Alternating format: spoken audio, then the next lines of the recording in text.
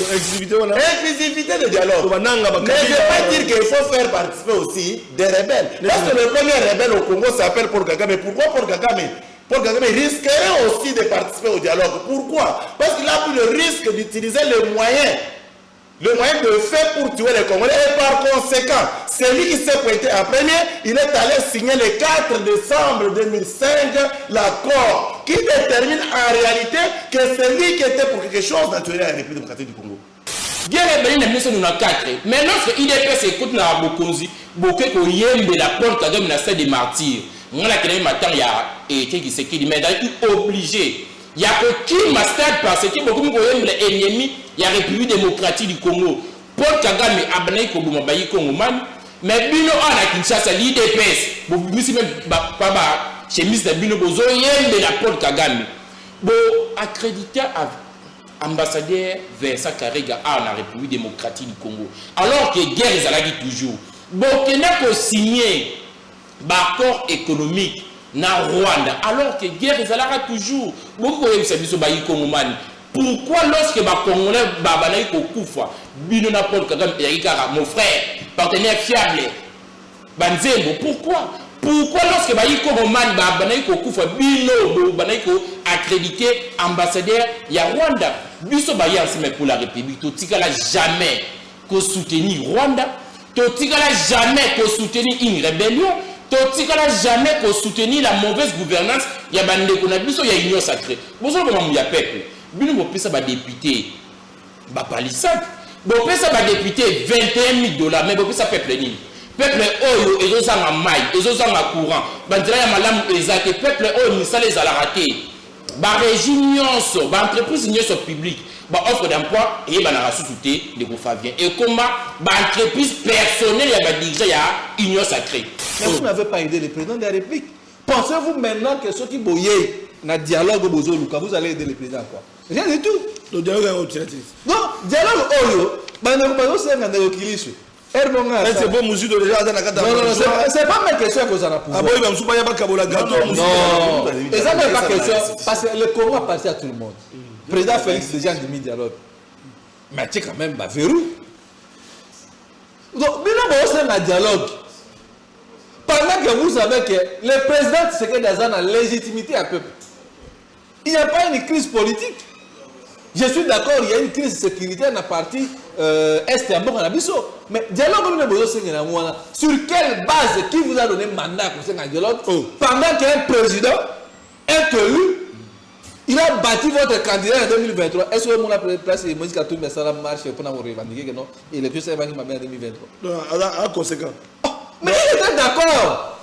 Il a compris que j'ai échoué.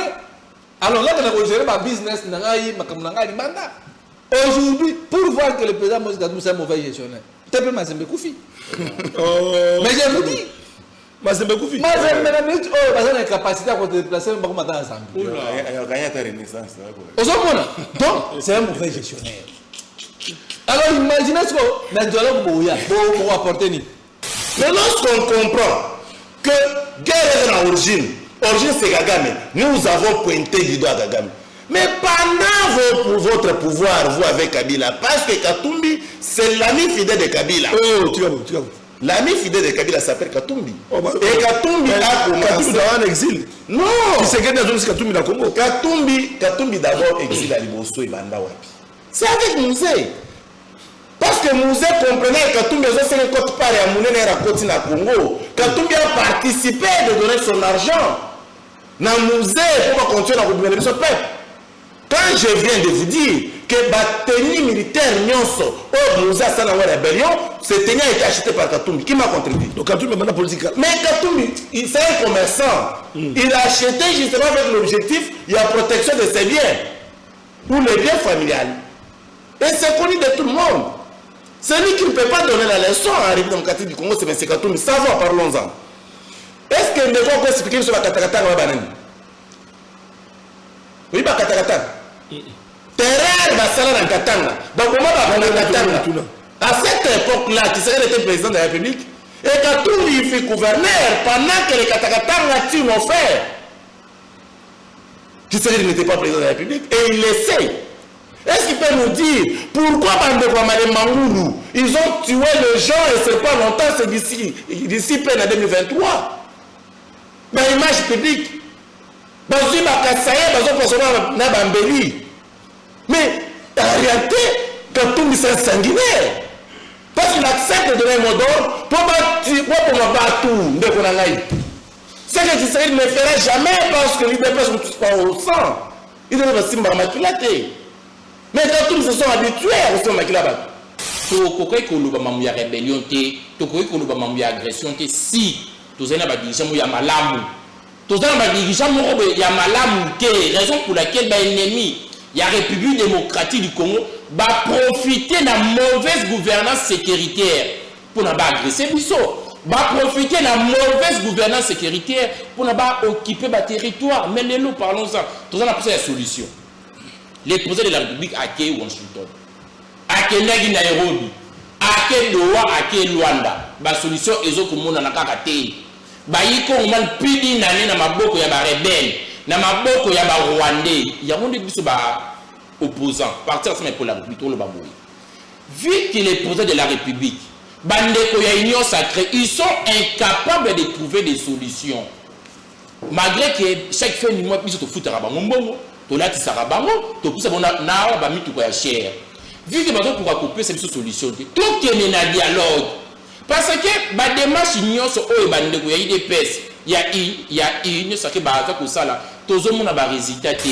Na ba marche, ba répression, ba congolais papa Santana ni ko betama, pona ko luka solution, ko bongo na mamazali ko leka na mboka. Ça du monde, ndeboka nanga Kinshasa. Motema pasi na leli, makonzi bosala, domona bobongisa, abale. De konyo so bozuli baku ya kolanda émission na bino na nenga bomesa notana ne sengo mingi lisusu po ete c'était bon demi de semaine na ba congolais nyoso na ba sentinelle nyoso ya République démocratique du Congo na bino bande ko bozuli baku ya kolanda biso po ete ngonga na biso ebelemi à travers débat auto organisaka toujours chaque jour du lundi au vendredi avec papa sentinelle ezali pona kopesa le Congo na mboka pe pona kosunga ba o ba ko mboka ba ete makamezali ko leka na mboka esengeli population à se retrouver na pesi mbote na bino bande ko bozumi libanda ya Congo ezali ebele ezali ko na biso bipai nyoso bien crise à l'est de la République démocratique du Congo ezali ko préoccuper bon nombre ya ba congolais et d'ailleurs par ces communiqués et c'est même va être na ngambo ya mapinga na biso déjà ba armée ba force loyale ya République démocratique du Congo ba FARDC bazali ko continuer ko sala musala kitoko na terrain mais bien ba provocation nyoso oyo tozali ko landa à gauche à droite et c'est même va être armée républicaine armée na biso FARDC na ba wazalendo ba ko bunda toujours pona ko battre la somi ekolo ko battre l'école mboka na biso to yale se mingi lisusu po ete to ko bela dialogue dialogue e ko sale mato e ko sale maté. Déjà, des voix s'élèvent de part d'autres. Vous allez qu'on a demandé qu'il y a ensemble pour le changement de Moïse Katumbi, il y a opposition, il y a la Mouka pour parler de l'opposition, il y a union sacrée, il y a Kasi Congo et Sengeli et Sagisa. Pour les Congolais, est-ce que le dialogue est opportun et Sengeli pas dans le monde. D'ailleurs, au menu, il y a des mailles à l'autre, on a appelé du Cambo. Les Congolais vont causer là. Est-ce que l'élection est salée? Nous sommes à quelques mois, et c'est parce que l'année 2028, c'est l'année où c'est une élection Kasi. Nanga Seni d'ailleurs, Bonali Kolanda était Kunape Mamba, Kokoso Ezali, Tokomitu Nape Bakongoman, Bakotu Papa Santel. Est-ce que ma ponami Ekozalana 2028 ou bien Torokene dialogue avec un gouvernement, il y a issu, il y a dialogue, toujours battu sur ce plateau, nous recevons pour vous déjà sur 4 invités, nous avons 3 invités. On va essayer de répondre à l'invitation. Dans Bisso, Tozali, dans mon amoka Mousseme, au Missana Koulandaye, Moko Yabalobeli, la partie en vol, il y a mon amoka Moïse, la partie ensemble, merci. Il y a mon amoka Moïse Katumbi, Kiloso, Mote Peboui Malam. Mote Peboui Fabien, puisque nous avons partager plateau. Mote Nabayi, comme on m'a l'union sur la Lumba, pour rappeler la population congolaise. Parce que l'union sur deux vivre les lots. Malgré l'union sur deux vivre les lots, tous les armes. Malgré qu'on a dit ça, il y a des. Pourquoi j'ai dit? IDPS hier, Bakenya Koubeng la Paul Kagame frère. IDPS hier, Bakenya Koubeng la Paul Kagame la Stade des Martyrs. IDPS hier, Bakenya Koubeng signé l'accord économique na Rwanda. IDPS hier, la République démocratique du Congo est là pour accréditer ambassadeur rwandais. Mais sous la gestion de l'IDPS, tout le monde a dit accrédité Vesa Karega comme ambassadeur de la République de la République démocratique du Congo. Aujourd'hui, pas si nous autres vivre les deux ans de l'IDPS. Il y a un moment où c'est un pour mais on va appeler ça député $21 000 dans Palestine. Il y a un moment où c'est la sécurité, mais on va appeler ça député, le ministre va faire IDPS de l'eau que vous comprendre que ça va toujours intérêt à l'individu et non intérêt citoyen. Merci Naman Lamboka Moussé Kiloso, voilà. Et moko ya balobeli na kati ya lingomba politique il y a ensemble ya Mona Mboka Boris Katumbi parce qu'on parle de l'UDPS est représenté sur ce plateau. Nous avons un cadre de l'UDPS, je vais le dire ici, Maître Boy Malamou, parce que vous allez nous représenter coordonnateur, au coordonnateur, il y a un communicateur, il y a UDPS, Boy Malamou. Merci beaucoup Ndeko Flavien. Nape ça va coordonnateur Mbote, Bakongomani Bazombote Place Bazali, Bandeko Nyonsi ya IDPS, combattant na combattante. Tu rappelé directement à peuple Nyonsi Ozolanda Bisika Bengani que Bandeko na biso ya opposition depuis ma première récitation na bango bakoma IDPS a invité Kagame, IDPS a fait ceci et comment récitation pour na bango bon ce n'est pas un problème on leur concède mais ce sont ils ont sous débatté hein? Donc ils ont débatté parce que bah il est pourquoi Kagame effectivement avec na matanga ya papa Etienne Tshisekedi wa Mugumba oyo Atika Kabiso, et en plus de cela, il faut que guerre est bandée depuis 1994 et en 1994.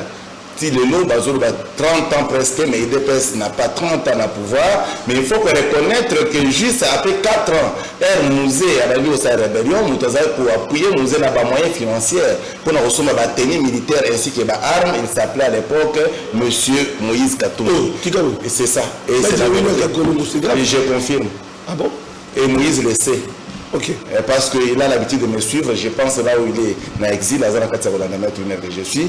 Donc c'est lui qui a contribué à la malheur au peuple congolais. Mais je ne suis pas là, ça c'est un faux débat. Nous sommes venus pour parler des histoires très sérieuses au peuple congolais.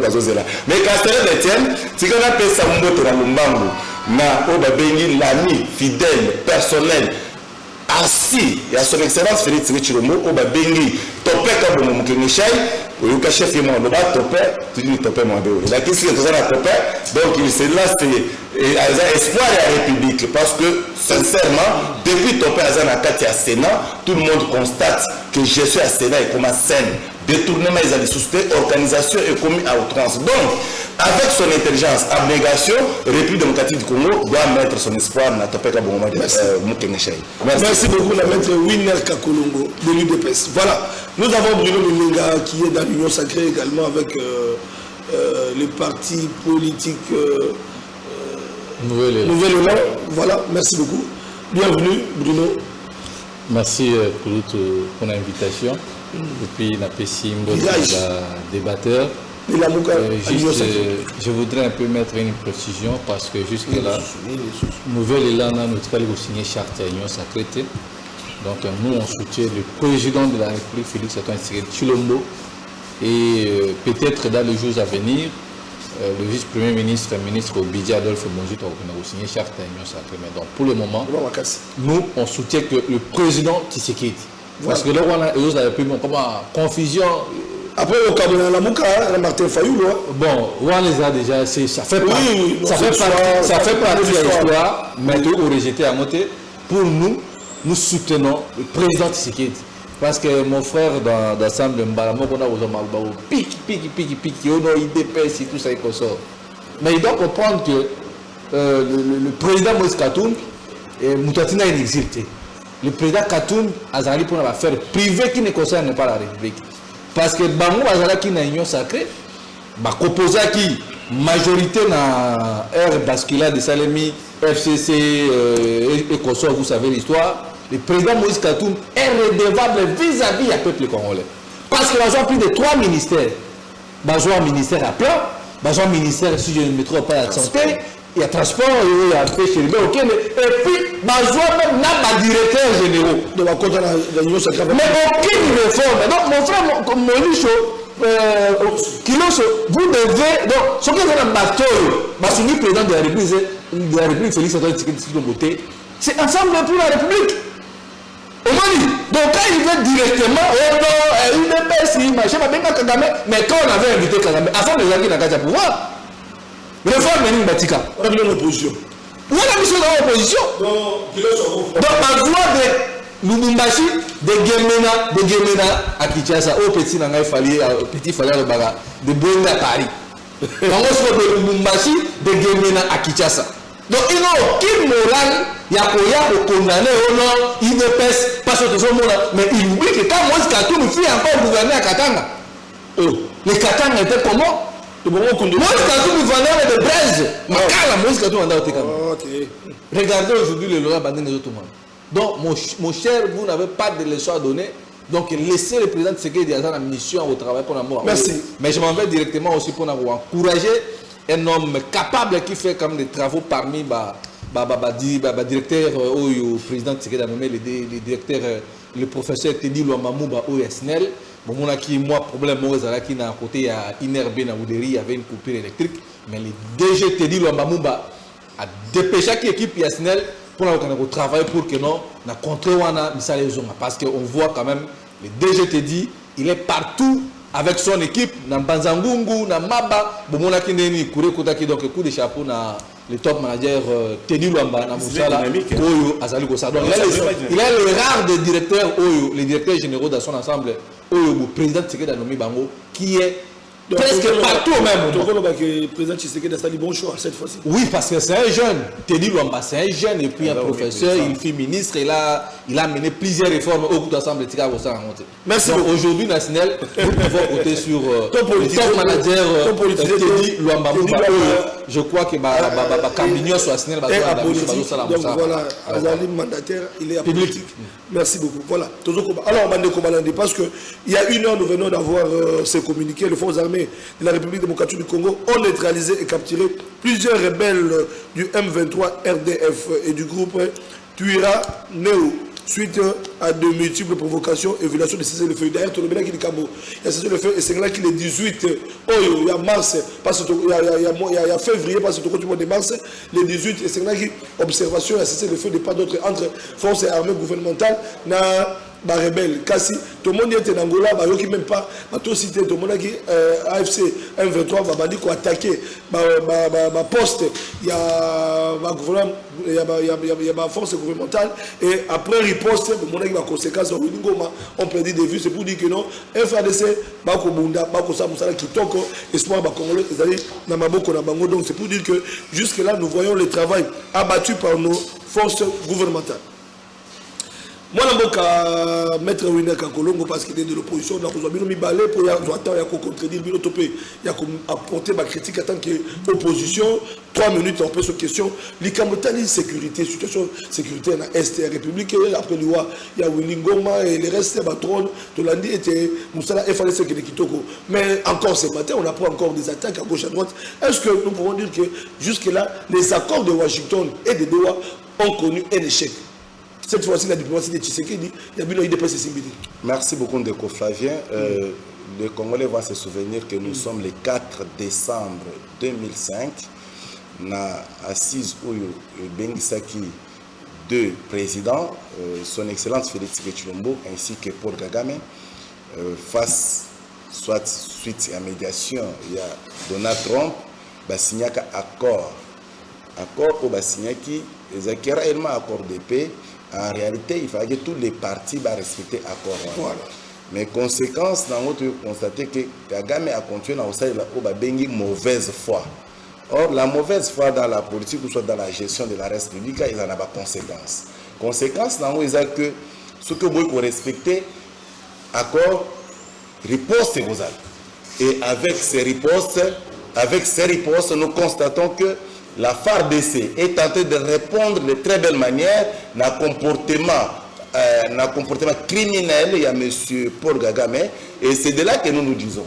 Nous avons que notre FARDC pour les soutenir. Contrairement avec les opposants, chers frères, les opposants vont soutenir les rebelles. Les opposants vont soutenir Kagame.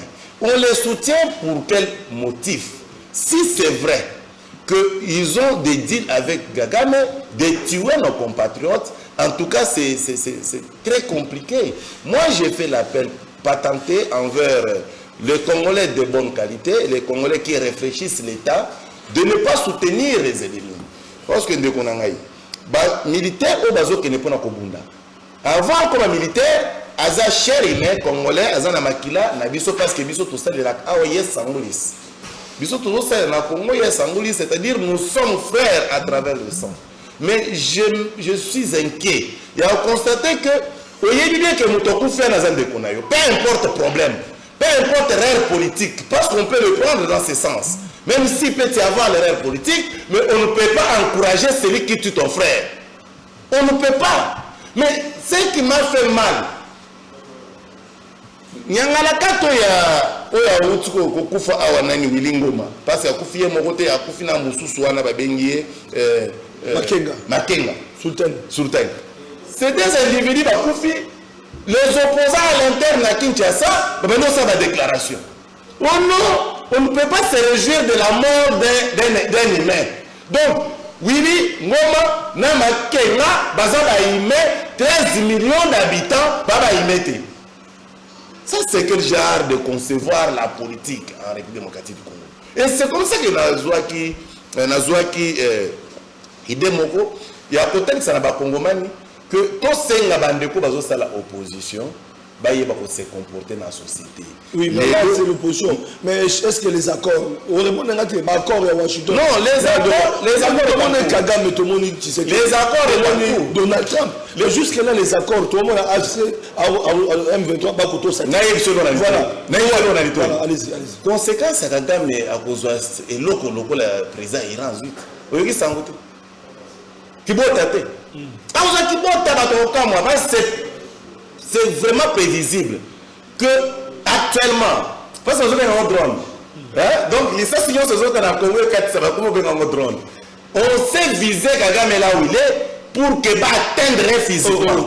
Je vous assure. Technologie avancée. On sait atteindre Kagame là où il est. Quand Tshisekedi vous disait qu'à partir de Goma, je peux atteindre Kigali, les gens pensaient que ce sont des aventures. Mais les aventures, parce qu'il aurait fallu que Tshisekedi ait temps de travail, ait temps de matériel consistant, ait temps de côté de la République, que nous avons le devoir, nous, peuple congolais, parce que l'amalgame, est au Tawa Pindekonangaï. Tshisekedi n'est que gestionnaire de la République.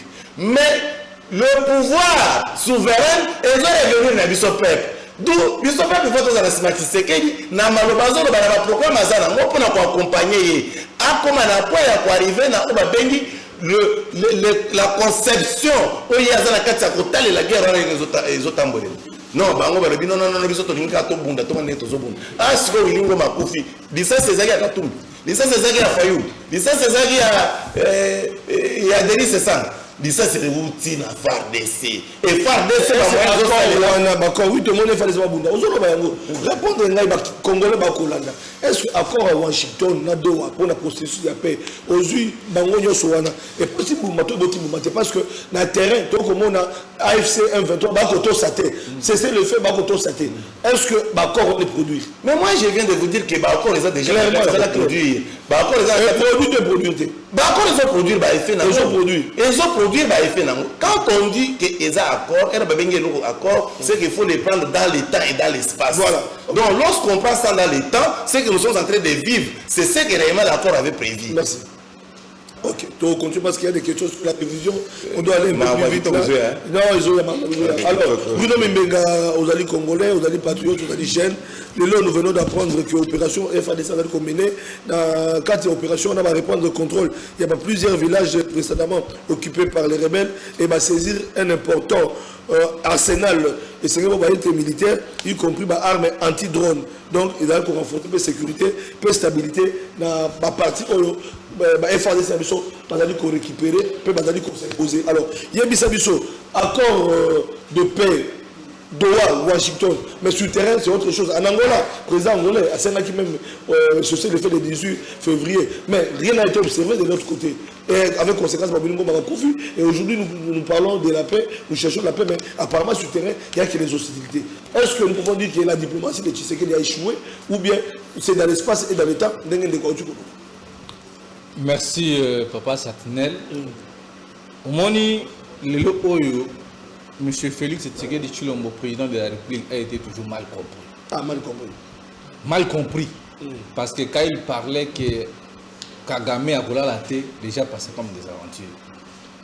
Bisso, République démocratique du Congo, nous sommes respectueux des textes. Parce que le président Félix Tshisekedi Bomoli, depuis 2019, dans la session à pouvoir, il a été toujours un artisan de paix. Bomonaki, à Tamboli, à Rwanda, à Uganda, donc je peux dire dans la sous-région, pour développer nos pays. Mais malheureusement, Kagame n'a pas voulu qu'on ait un schéma que notre développer l'Afrique et puis développer la sous-région. Alors, le Oyo, quand la diplomatie, il y a le président Félix Tshisekedi échoué, moi je peux vous dire que c'est faux et archi faux. Parce que ce qu'on t'a dit, vous allez comprendre que Kagame a commis au Nzembo, frère Patrice a commis Koimba, na koma mwana mawa. C'est qu'on est là. Donc, partout où Kagame passe, Kagame a commis Kaka, Félix Tshisekedi a commis Afagate, Boye, il multiplie des sorties publiques. Parce qu'on savait à l'époque, le régime passé, Kagame c'est un homme qui faisait des choses dans la coulisse, il faisait tout, il dirigeait, il pouvait même décider que non, Colicho, Winner, Brino peut devenir ministre ou même mandataire dans la RDC. Mais aujourd'hui, ce n'est pas le cas. Donc Kagame contrôlait la RDC. Mais Kagame contrôlait parce qu'il avait ces gens ici. Même dans l'Est, on a Kabila. J'ai dit, il y a Kabila, na Katumbi, na Katanga. Parce que le président Moïse Katumbi ne peut pas ignorer ça. Parce que nous savons aussi que le président Moïse Katumbi, nous avons beaucoup de respect à sa personne parce que c'est une vie privée. Mais Bobby, que maman Makarine, Azali Moto, donc, ils avaient l'air espion à Congo. Mais arrivé à Fati, on a tout, et aujourd'hui, vous avez suivi lors d'une interview dans Bachena Libanda, le gouvernement congolais, si Kagame ne veut pas écouter la voix de la diplomatie, le gouvernement congolais dans son ensemble disposera un budget de 5 milliards au-delà même pour faire la guerre directe avec les Rwandais. Donc, dès que vous avez dit que mais peut-être qu'il y a même mis un accord, un droit, une négociation et consort. Kagame ne veut pas écouter. Mais on sait que le président Moïse Katumbi c'est un affairiste. Azana Libanda Mboka Tata en Italie, Kigali, na Uganda zoni, na Israël, na zoni. Donc, ce sont eux qui sont en train de mettre tous ces petits conflits dans l'Est en Morabiso. On le sait très bien. Mais le président Tshisekedi ne va pas se laisser faire. Donc le gouvernement les accords 5 milliards de dollars américains et je vous promets même de vous mettre Winner Lobby. Donc si nous ne faisons pas attention. Le Bacor est échecté. Non, Bacor est échecté. C'était une manière de montrer la bonne volonté, la bonne foi. Le président Félix Sassana vis-à-vis de nos pays voisins autour. Parce qu'on ne peut pas supprimer Angola, Centrafrique, Congo, Brazzaville. Nous sommes des pays voisins. Donc les accords du président Félix Tshisekedi, ils ont une signification encore positive. Parce qu'aujourd'hui, l'Union européenne, les États-Unis d'Amérique, l'Asie, que si la partie Est dans notre pays, la République démocratique du Congo est attaquée, c'est Kagame. Voilà pourquoi nous allons risquer de voir dans les jours à venir. Donc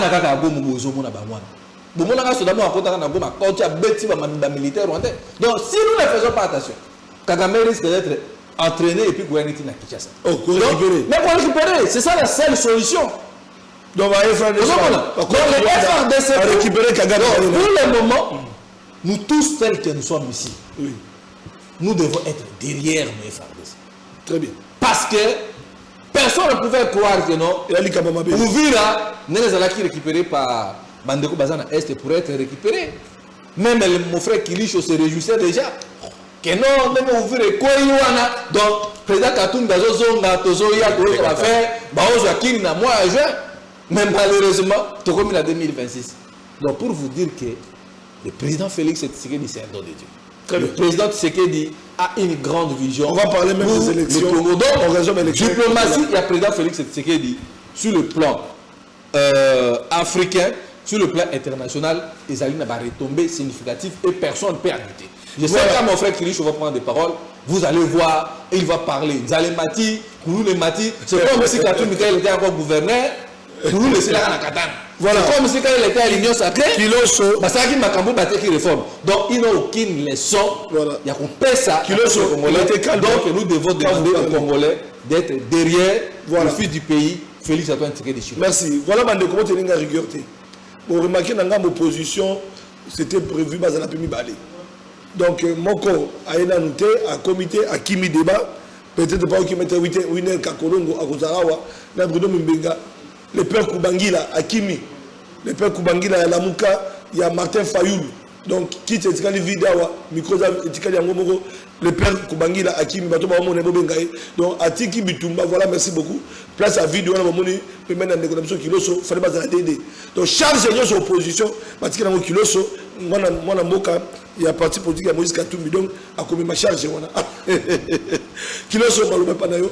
Même question, hein, les camoya situation crise sécuritaire de l'eau automobile va avancer au niveau il y a terrain de l'eau Wilingoma qui était l'homme influent dans Ngambouana, mais il est tombé parce que nos FADC va résister pour nous combattre la intégrité, pour nous récupérer la localité, tout le monde est allé. Alors, mais dans un accord sur la scène internationale, tout le monde est à Washington, Mokozambo, Kazakobunda, tout le monde est à Doha, le gouvernement a solo là, AFCM 23, mais sur le terrain, malgré Angola, côté les autres, il n'y a pas d'observation, c'est les faits jusqu'au jour d'aujourd'hui. Alors, Bino Ngambo, il y a ensemble, il y a Moïse Katumbi, Bozolo Banine, il y a Nouvelle élan. Merci beaucoup pour la parole accordée, Négo Fabien. Avant de répondre à la question, on a deux ans moins dans le Mabu na Makabu, ya bande ko nga ba utro loba. La première des choses par rapport à Maloba ya Ndeko Bruno que j'ai beaucoup d'estime. Ndeko Bruno, parlons-en. La République est à la raté que pour ceux qui bokoti na major, soit ceux qui bokoti na gouvernement, exact que pour la boss banako accompagner chef de l'État non. Ba membre du gouvernement ba na mission ya ko servir la République. Mais Ndeko Bruno cadre il y a nouvelle élan il y a président Muzitu ailleurs la télévision pour nous dire que nouvelle élan président Muzitu azo ça la peuple mais azo ça le président Félix Tshilombo. Vous comprenez directement que bandeko ya nouvelle élan ba comme na bango ba ku ya jalelo ya président Félix Tshilombo. Ozo ba lisusu nini que le président Moïse Katumbi hier sous Kabila Kagame ne abanayi ko imposer ba dirigeant. Parlons-en. Muzitu est premier ministre de la République démocratique du Congo. Cela veut dire que Muzitu, ceux qui ont gardé la philosophie de Ndeko Bruno, Muzitu peut nous maquiller sur recommandation de Ndeko Paul Kagame. Parlons-en. Comment Muzitu a comme premier ministre? Comment a comme ministre Abidjan Nengenini? Par magie. Ndeko Bruno a eu que Paul Kagame a recommandé que Muzitu a comme ministre Abidjan, a comme premier ministre. Dans le moment par rapport à Maître Winner, parlons-en, l'IDPS. On a dit que guerre est en 1994. C'est vrai, guerre est en 1994. Mais lorsque nous avons continué guerre est là qui toujours. Mais bon, il a dit Paul Kagame est frère, pourquoi? Guerre est en 1994. Mais lorsque l'IDPS écoute na Bokonzi, Boké ko yembe la Paul Kagame na salle des martyrs. On a créé maintenant il y a été qui s'est mais obligé. Il y a aucun master parce que beaucoup de ennemis il y a République démocratique du Congo. Paul Kagame a bané ko buma bayi Congo man mais bino ana Kinshasa l'IDPS bo misi même baba chemise de bino bozo yembe la Paul Kagame. Bo accrédité ambassadeur Vincent Karega à la République démocratique du Congo. Alors que guerre ezalaki toujours. Bo kena ko signer l'accord économique na Rwanda alors que guerre ezalaka toujours beaucoup de biso bayi Kongomani.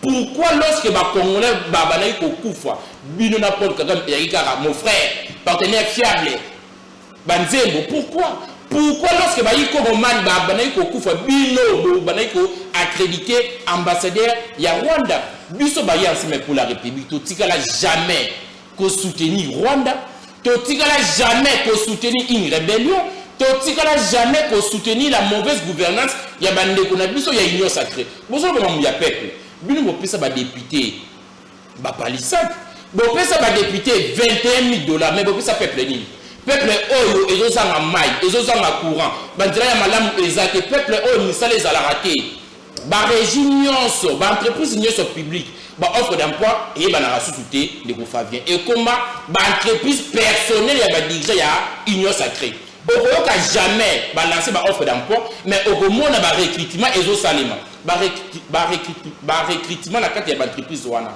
et c'est ma sur base de quoi par rapport à la question de ko Fabien la crise sécuritaire. Tu vois, la crise sécuritaire, sans pour autant la responsabilité à la continuer. Le lobby sonnier, c'est toujours condamné à l'agression rwandaise.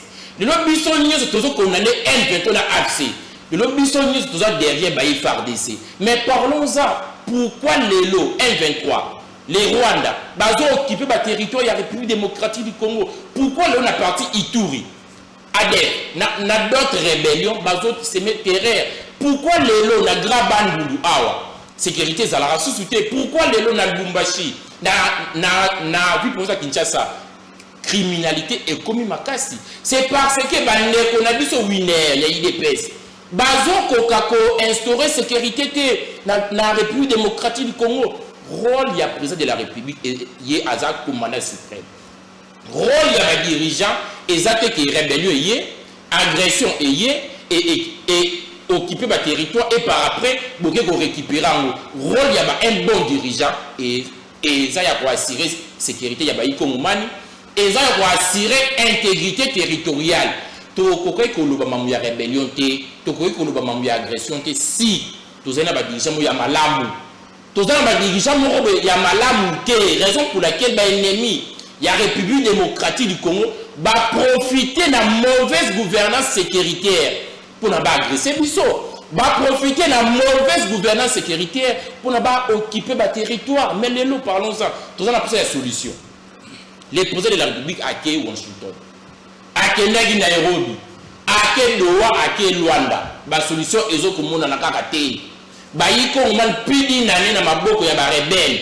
Na maboko ya ba Rwandais, il y a des opposants, partir ensemble pour la République, le baboué. Vu que les présidents de la République, bandeko ya union sacrée, ils sont incapables de trouver des solutions.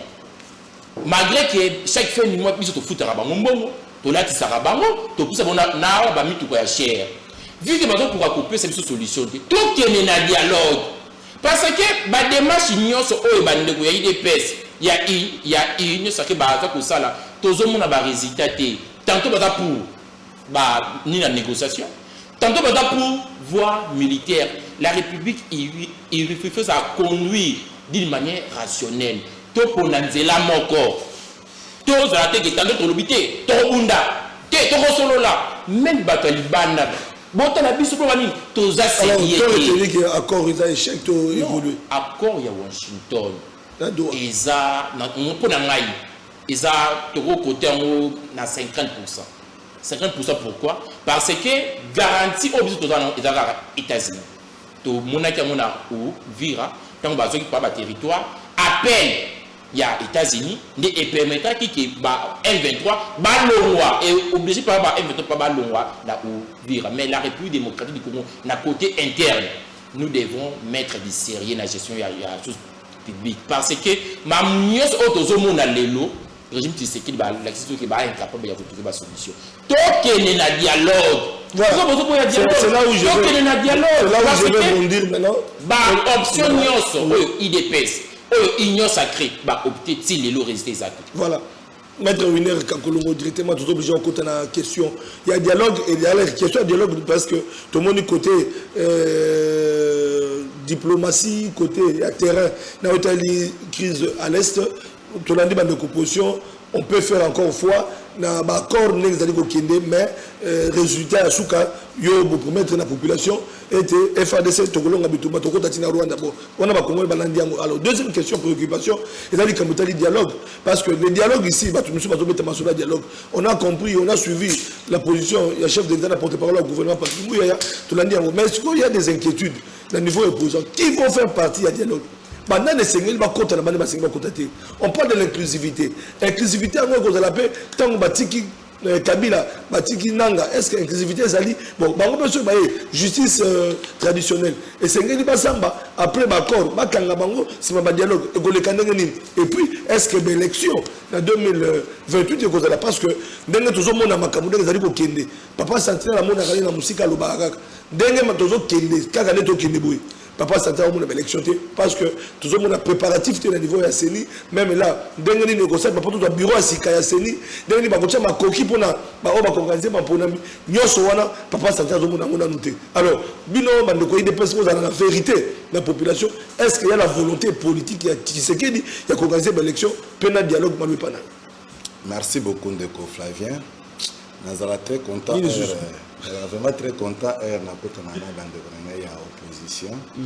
Mais seulement que il faut que ça n'en déconne biso ba biloko ya kosma ba osala débat. Hein, c'est tout débat télévisé. Les ana wa benga sorcellerie na kati. Kindo ki kota kati. Il faut kota kindo ki a politique et a communication très c'est difficile. Ah non, il faut kota kindo. Il faut ça s'appelle l'initiation politique pour faire un débat de qualité en politique. Ce n'est pas facile. Sinon, pas au stade du Kokalan. Donc, il y a aussi ces missions là, mais des personnes qui sont des martyrs. Et mission peut aussi la bonne. Donc, oh, peuple va oser là. Voilà. Peuple va vendre pour balan la rabilo quoi. Guerre et banda, ça fait 30 ans. Est-ce que Katana na moment ni? La personne moment guerre Katana te, mais en lobby qui bokenda soit là, mais oui. Et ça n'a bitumba moko te na monde. Et Bunda Makati va exterminer Batunion sur ça qui va toi solo.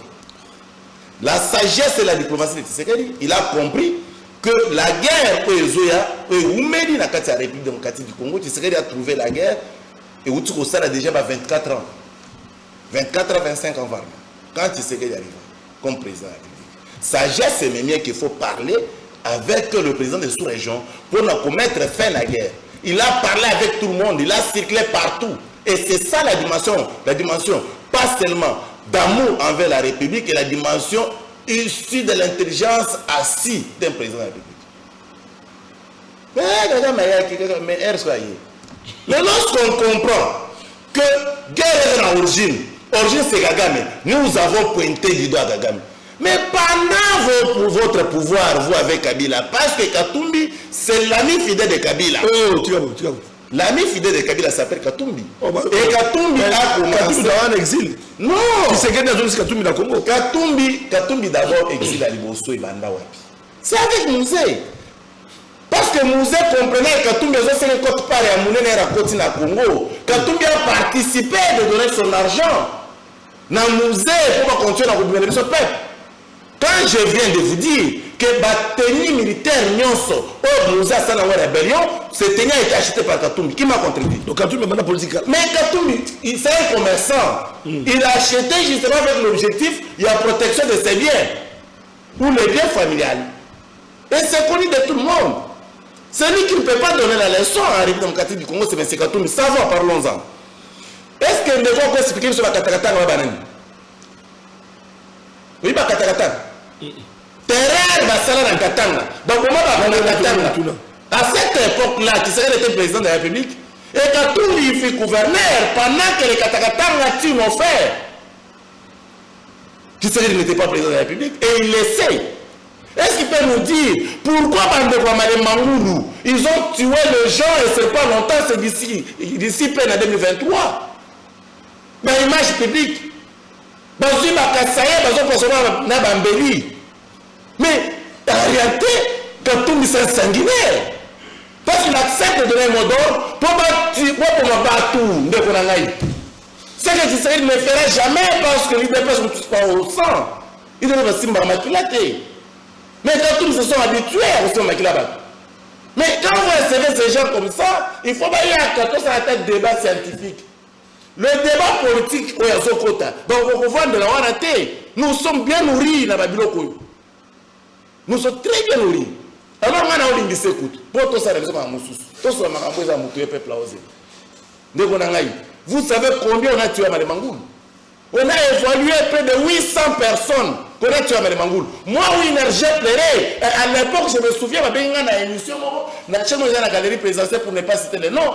Le jour où je suis dans Malémangoul, j'ai pleuré dans le plateau vidéo viral. Pour le moment, que Katumbi accepte de donner un mot d'ordre à Malémangoul. Il sait que je n'ai pas de Malémangoul. Katumbi s'est identifié comme une originaire à Malémangoul. Or, tout le monde sait que c'est un étranger qu'on nous a apporté ici. À comment Congolais sur base à papier. C'est un Congolais sur papier. Mais à on peut tuer les Congolais et ça leur dit rien. Non. On vous a déjà supporté, on vous a accepté. Alors il faut qu'il y ait dialogue. Voilà.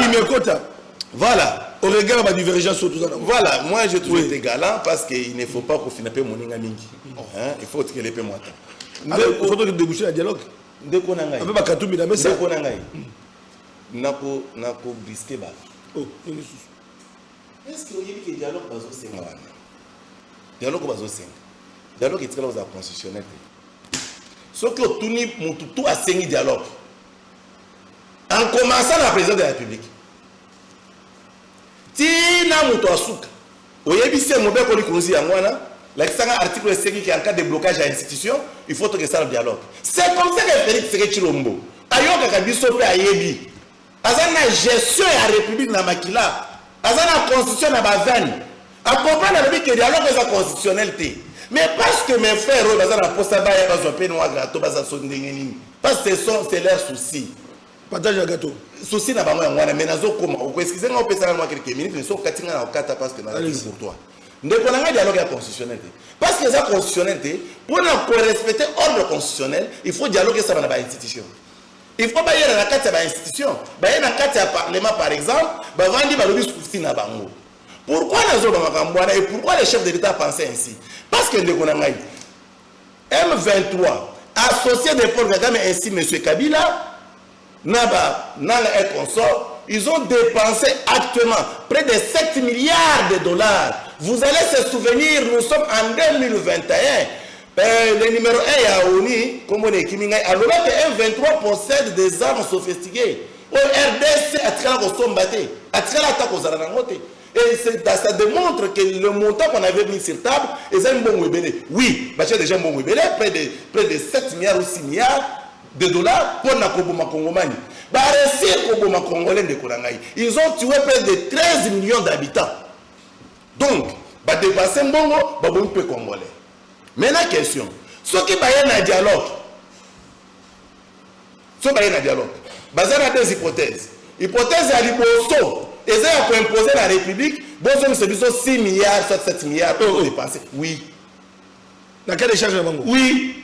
Mais je vous dis que je vous dis que je suis venu au Congo, non, de Konanga. De Hollande de la Nyos. Nala la rapongité, nazo réfléchir. On a scoop pour ça Congolais. Nazo expliquer nazo nala la rapongité, nazo donc 6 milliards de dollars. 6 milliards on va 23 ba utiliser pour la ressource ba arme lourde. Faut que c'est bon.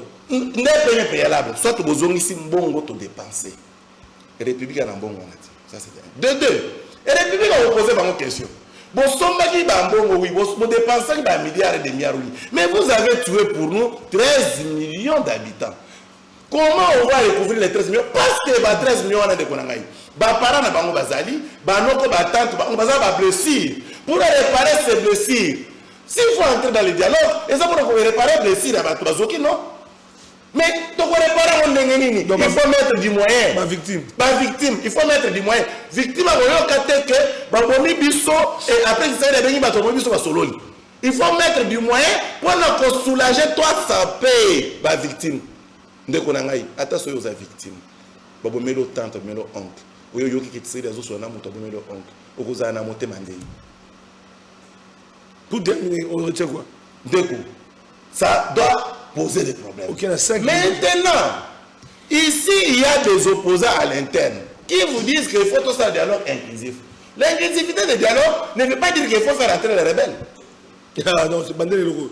Donc, inclusivité, voilà. Inclusivité de dialogue ne veut pas dire qu'il faut faire participer aussi des rebelles. Parce que le premier rebelle au Congo s'appelle Paul Kagame. Pourquoi Paul Kagame?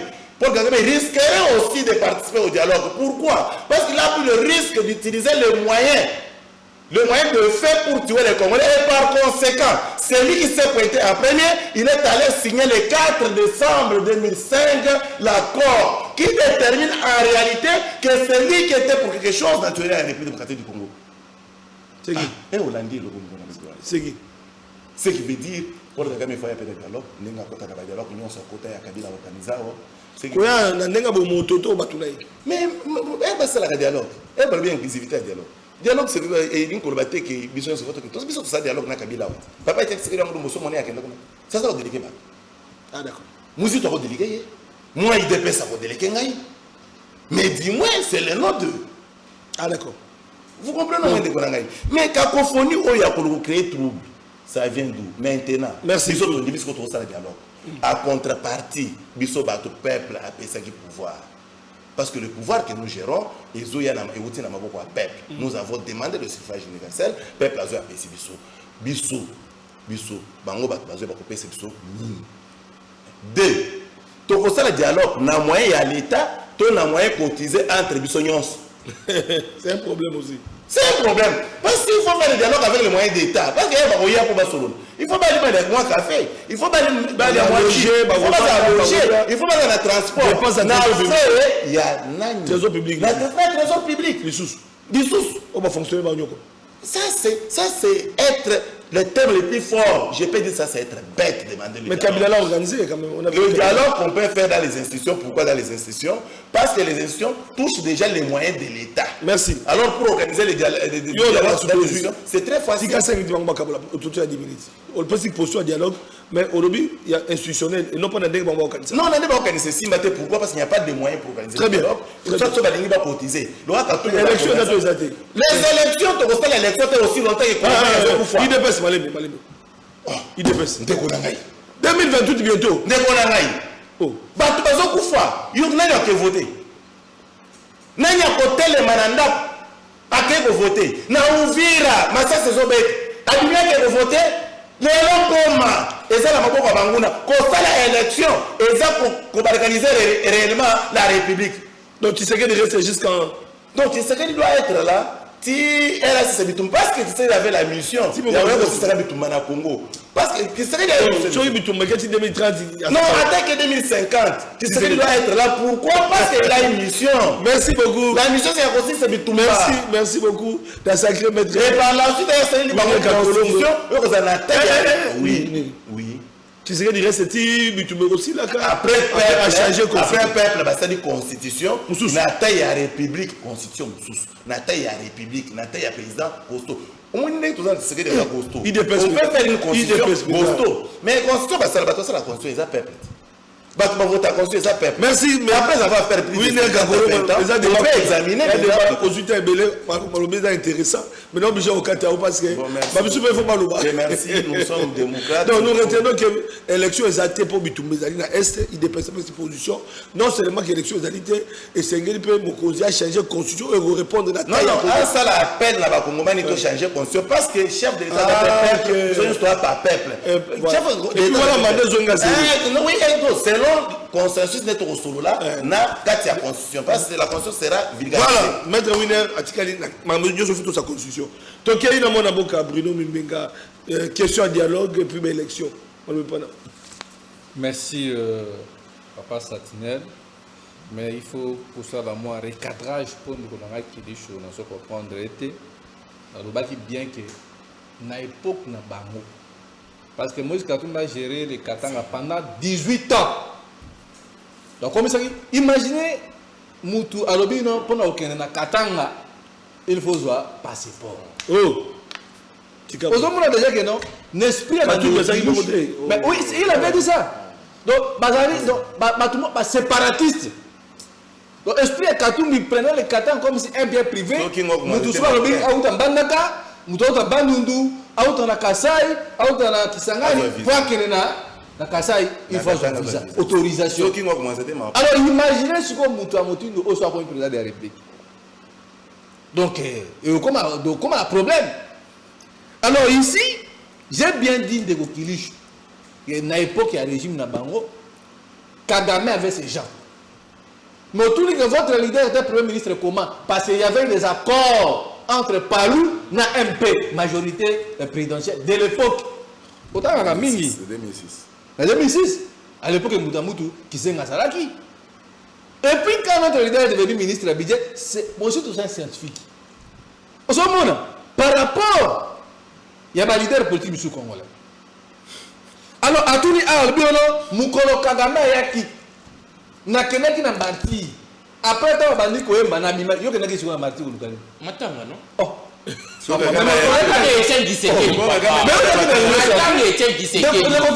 c'est que nanga ba le matin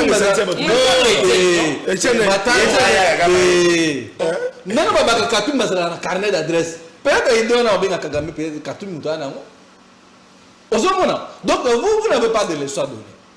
Parce que vous avez assumé des responsabilités. Donc, dans la gestion, vous allez faire partie. Parce que vous avez géré dans le secteur de transport, santé, plan. Il négocie aussi d'ailleurs. Aujourd'hui, le ministre a plan pour ah oui, 20 mois de team. Ah d'accord. Aucune réforme que vous avez amenée. Si vous avez des gens qui ont Toya, Toza Bongo, Bazon Sabiso passeport et consort. Mais vous n'avez pas aidé le président de la République. Pensez-vous maintenant que ceux qui boyaient dans le dialogue au Bozo Luka, vous allez aider le président quoi? Rien du tout. Le dialogue est objectif. Non, dialogue Oyo, c'est un dialogue.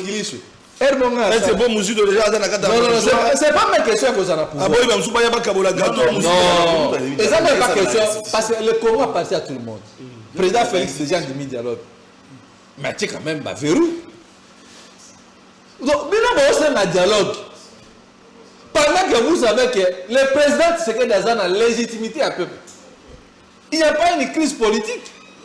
Je suis d'accord, il y a une crise sécuritaire dans la partie Est et Ambo-Kanabiso. Mais dialogue, sur quelle base qui vous a donné mandat pour ce dialogue pendant qu'un président est élu? Il a bâti votre candidat en 2023. Est-ce que vous avez placé Moïse Katumbi à la marche pour nous revendiquer que non? Et le président va en 2023. Non, à conséquent. Mais il était d'accord. Il a compris que j'ai échoué. Alors là, on a géré ma business, mandat. Aujourd'hui, pour voir que le président Moïse Katumbi est un mauvais gestionnaire, tu peux m'assembler Koufi. Mais je vous dis. Mazembe Koufi. Mazembe na minute a une capacité à se déplacer même pas dans la Zambie. Il a gagné ta renaissance. Donc, c'est un mauvais gestionnaire. Alors, imaginez ce que dans le dialogue, vous apportez ni. Pour déjà vous travailler dans le auto-exclu. Donc, ils n'ont rien apporté parce qu'ils ont géré le pays avec le pays. Malgré que vous partagez le bilan, bon, premier mandat, vous partagez le bilan. Bobi toque élection en 2022, 2023. Boké a échoué. Bon voilà. Si vous pensez que vous avez un schéma de dialogue, bon, vous s'organisez, ne fût-ce qu'un rapport de force à la manifestation, qu'on appelle cadavre. Katumbi en Italie, Tato en FIFA, Tato en Maroc et Koso, mais ensemble le gouvernement. Bon organisé. Non, pas parti à Koufité, mais le parti a un problème sérieux de mobilisation sur le plan. Le dialogue, bon d'abord, autant que concrètement. Donc, si ça ne dépend que de moi. Et puis l'élection. Non, si ça ne dépend que de moi. Président Tshisekedi Azali n'a légitimité à peuple. Il est en plein mandat. Si vous pensez que Bozan a besoin de dialogue, tout comme en 2028, en gros. Votre cahier a consommé 5 années au peuple à PCI. Après 2028. Après 2028, n'est-ce pas élection de dialogue. Bon. Donc, un dialogue ou une élection. Bon, il y a aussi un problème. Moi, que j'ai un bitumba. Bon, on va sur le drone ou bien qu'il y a un dialogue. Parce que le dialogue est dans le Goya. Bah, il y a un hôtel à Kingasandi. Baboya, on a Hilton, puisqu'il a déjà ouvert tout le monde collecteur. Parce que ça, c'est le coup. Victor Tumbati qui a aussi fait partie. Mais je vous dis la vérité. Victor Tumbati, c'est un méchant. Alors, on appelle président. Il est capable de parler dans la musique. Donc, on a un hôtel. Béatrice. Rutana, Memling, Pullman. Mais Kingasai na Selemba Baokima, Kunate. Mbongo wana, quand ils viendront, d'abord, sécurité na biso. Moyen logistique, transport na bango. Bango pour la type de quête. Ils vont prendre des types là, Toyota, Fortuner, vous passez Katoum. Mais ça va coûter au trésor public. Mais ça va coûter pendant que le pays a beaucoup de choses. Alors, pas de dialogue. Pas de problème d'abord, président dans notre Manzela. Les autres ont un problème, ils ont dans le secteur énergie. Ça devient compliqué. Barrage électrique, ça voilà, ça devient compliqué. Mais mon frère Kilicho, qui vous a donné mandat au sein de dialogue? Pendant que le peuple a besoin de Bounia. Vous avez vu, on a construit des universités là-bas. La Bounia. Et pendant qu'on a Équateur, bientôt, on a une université moderne. Donc, tu sais que dans ça, donc, tu sais qu'il fait le travail. Bien que la Bumba n'est pas là, parce que moi, je suis natif de Bumba. Non, plaidé pour la Kanangaï parce que moi, Denis Albag, non, aérodrome et à Bumba, n'a venu Bandaka, il fait ton maman. Mais maman Denis, depuis pour que na Bumba, il est là, aérodrome n'a biso, non, maman, aérodrome n'a biso à Bumba. Na mwana na tisiko ndeka bachanga Bruno Mimbele maman tshaka libanga natif ya Bumba ngala lisala parce que Équateur les amonen bien que université on est englober dans son ensemble Équateur mais pas dans la Bumba quand même aérodrome tika Bumba Denis ça quelque chose ça bien. Merci beaucoup. Alors ici élection na tout na lobby A soit tout son ba drone tout on est ennemi ou soit toi na dialogue mais bango ba té. Il faut dialogue. Il faut dialogue. Kagame, par l'intermédiaire le peuple Koubangi, l'avocat, à qui? Alors ici, en 2028, Ndeko Papa Satiner, vous devez comprendre. Peut-être ce qu'il a trouvé ce pays quasiment détruit. Vous comprenez? Combien d'années pour Atonga? Parce que comment ça va Mandofolo? Félix Tshisekedi. Il y a gagné pour Atonga. Comment vous choisissez? Ce qui peuple a dit que non, bon, Félix a déjà tourné Congo. Donc, tout ici revient au peuple. Voilà. Ce peuple a décidé que, en 2028, Fati Tokende au-delà, pour que, aussi ça m'a ramené Manaki, peuple Gaïmo. N'est pas la monnaie en 2023. Il y a risque en 2023. Le peuple n'est pas connu. Papa Satiner. Il y avait, au moins en 2023, l'élection avant na des bonhommes. Na 15 ans, on avait des nicats du monde. Ah, na tchangu, on a boulé, on a pénage. Population bimba balaba le salam embouteillage. Donc, toi qui battez en 2028, population est capable de bimba Lumbashi, est capable de bimba Nord. Donc, tu sais que tu es capable de donc, Tikana aussi ça donc ici, à quelque sorte, moi je pense que nos frères ici, si vous voulez réellement les dialogues, non pas ça nous conseille, gratuit même. L'opposition dans son ensemble, vous devez organiser. Parce que ça a deux voix. Kabila lobby boy, Katumba lobby boy. Bakena Kenya Katumba yeti.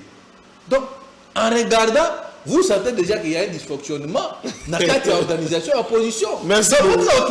Merci. Voilà. On termine avec l'opposition. Pendant que le fils du pays, Félix Tshisekedi construit Mboka. Donc, si vous voulez un dialogue, pas pour le moment. Tous en 2029, ce qui vous a besoin de dialogue. Et moi, ce qui rapport de force des alliés. Ce qui rapport de force des alliés, je ne vois pas. On termine le débat avec l'opposition. Ensemble pour la République, Moïse Katumbi, tu as la parole. Merci beaucoup, Ndeko Fobé, pour la parole accordée rapidement. Ndeko Bruno, non gay, hein? Non gay. Nabumba, nazosenga Maman Denise. Parlons-en. Maman Denise a Girarati. Botika maman na Mabnabino. S'il vous plaît, non, s'il vous plaît, Ndeko Bruno. S'il vous plaît. Ça n'a rien à voir. S'il vous plaît. La Canada Fondation. Non, s'il vous plaît. Fondation Maman Denise. Ndeko Bruno. Il était calme. Ndeko Bruno. D'accord. La Canada Fondation. Maman Karine, ça la maladie. Donc, juste pour te rappeler, s'il vous plaît, Bruno. C'est notre maman. Qui l'ont souhaité calme. Bon noté. On a protégé. Je ne refuse pas notre maman Denise à sa action. Je ne refuse pas. Et là, on a boyé Zanini. Ndeko Bruno, ça acteur politique. Aéroport ya Bumba, ils ont un gestionnaire na Aérodrome, s'il vous plaît, aérodrome ou aéroport, ils ont un gestionnaire na yango.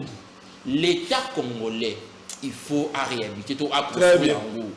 Bon, ça le ministère et le budget. Pourquoi pas les vieux musiques à intégrer affectation, on a un budget à 2026. Pourquoi pas qui est? Pourquoi pas le président Félix Tshisekedi entre guillemets aux autres qui a géré malam. Vous comprenez directement que Ndeko Bruno ce qui a zongi Bumba barobambe mabanga pourquoi azo soutenir bato ba pesa bango maïté na Bumba maïza raté azo soutenir bato ba pesa courant na Bumba té donc Ndeko Bruno aboko kita na Bumba s'il vous plaît Ndeko Bruno vous avez voté vous avez 18 pour continuer Ndeko Bruno a protégé les présidents Félix Tshisekedi a Kota Congo détruit Ndeko Bruno il y a parti à Muzitu. Mais à Bosnie que Muzitu a Zalaka premier ministre awa. Donc Ndeko Bruno a eu c'est dit que Muzitu a sala et loko mon côté. S'il vous plaît, Ndeko Bruno a eu c'est dit que le président Muzitu comme premier ministre a géré Congo Mabé. Les présidents Tshisekedi ne ailleurs qu'au développer Congo. Donc Ndeko Bruno a sa membre il y a parti à Muzitu mais a un plateau pour critiquer le président Muzitu. Ndeko Bruno na Ndeko Winner Bono parce que le président Moïse Katumbi Assima Mandoukou ceci c'est là parlons-en. Le président Moïse Katumbi il est le seul politicien qui a travaillé gratuitement comme gouverneur. A touché un rôle il y a République démocratique du Congo. Le président Moïse Katumbi a les seul congolais vendra image positive il y a République démocratique du Congo à niveau international via TP Mazembe. Aujourd'hui si aujourd'hui, si tu as un problème, il y a football. C'est parce que politique sportive, il y a union sacrée bâtie et ça m'a muté. Ndeko Winner lobby qui va changer la constitution. À lobby que le président Félix Tshisekedi a une mission, a un mandat. Parlons-en. Biso baïko moman, tout jamais. La constitution a biso et puis ça jamais président de la République une mission. Tu peux ça un mandat. Nakati ya mandat na ye de azala ba mission régalienne ye moko azoko rappeler ko exécuter en moté parmi ba mission na ye il a kini a assurer intégrité territoriale et c'est le président Tshisekedi azo contrôler Goma na Bukavu té pourquoi parce que ataki politique ya malamu té est-ce que le président Félix Tshisekedi azo pe sa sécurité na bayi comme man oyo bazana Goma na Bukavu té pourquoi parce que ataki sécurité ya malamu té ndeko Winner azo ba mbongo que dialogue est mbongo si c'est là mais lorsque vous bénissez ça qui bande konamino ya N23 awa Gilbert Kakon le ministre ya intérieur a confirmé biso que babare ko lia ko mela na mbongo ya l'état bino bozaki prêt ya ko dépenser s'il vous plaît bino bozaki prêt ya ko dépenser ba millions de dollars pour bofani ça ba N23 boza prêt ya ko négocier na ba N23 na Doha parce que na Doha pe mbongo zobima ba négocier na ba N23 parce que ko conception na ba télévision qui va boy dialogue na ba N23 mais na Doha bazo sala dialogue na ba M23 donc régime ya président Félix Tshisekedi Tshilombo bazana lokutana non bazana moyen lokutana vous comprenez bazana moyen parce que bazana moyen trésor public au bimisa pour organiser dialogue non problème est ça est-ce que nous devons continuer de payer 21 000 $ dans ba député des milliers de dollars dans ba ministre des milliers de dollars dans président de la République bazo pesa so ba solution té au lieu plateau dépenser X montant na dialogue européen ça biso solution parce que la République démocratique du Congo est bloquée dialogue bande ko bala na procès à changer constitution il faut bien dire dialogue changement la constitution pardon changement la constitution ba ça on sambongo changement la constitution et ko senga ba milliards de dollars pour na ba organiser référendum o ezala ko la élection et au sein na Congo mobimba ba ko dépenser ba milliards pourquoi pour na ba intérêt na bango baza prêt à dépenser ba milliards de dollars mais pour l'intérêt il y a pas eu comme man baboyi pour la référendum il y a organisé changement de la constitution bah ça après bah on dépense des milliards de dollars mais pour le dialogue on même pas plus de 5 millions de dollars bah zobo yango bah il comme man bah il est très clair la constitution est zolobani le président de la République a un mandat il y a 5 ans renouvelable une seule fois cela veut dire que en 2028, les présidents Félix Tshisekedi il faut non il faut avant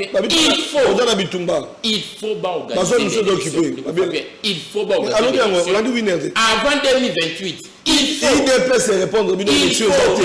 il faut IDPS et récupérer les bisous ba territoire autopesaka bango na 2019 topesaka bango Goma na Bukavu na maboko bazongisela biso Goma na Bukavu na maboko ba organiser biso ba élection bakanga bisaka na bango bakende toza na posa sou ya IDPS après 2028 parce que tokomi ko souffrir.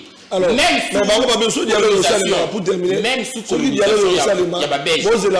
Tu sais qu'il dit assis à mandat, dialogue après 28. Non. So entre élection et dialogue, il bien. Biso to pesa ka pour faire ça qui Chilombo qui va pouvoir Goma na Bukavu na maboko. Tozo yebisa IDPS. Union sacrée.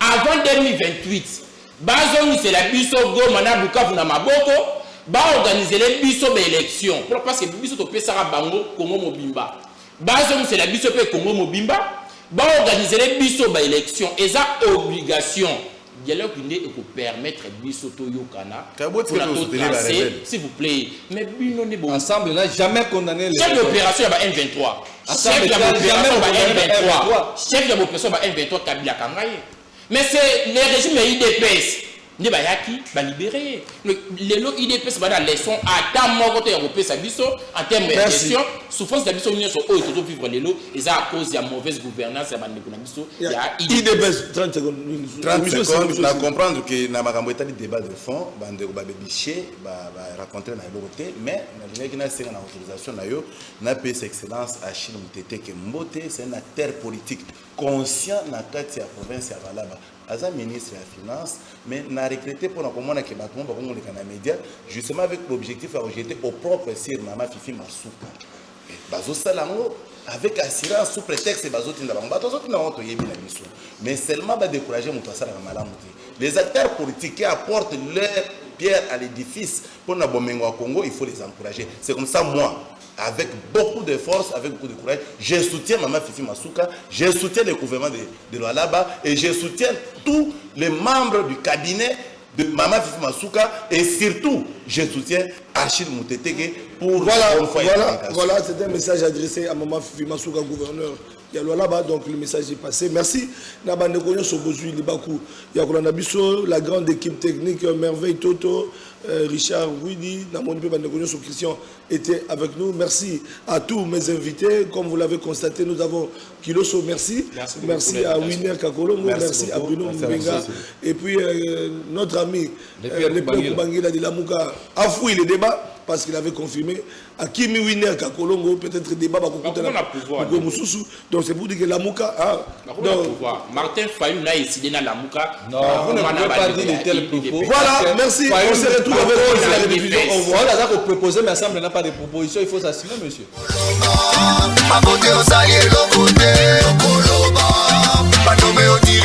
C'est trop. Les Congolais vont aller au 30 ans, c'est trop. Tant que nous avons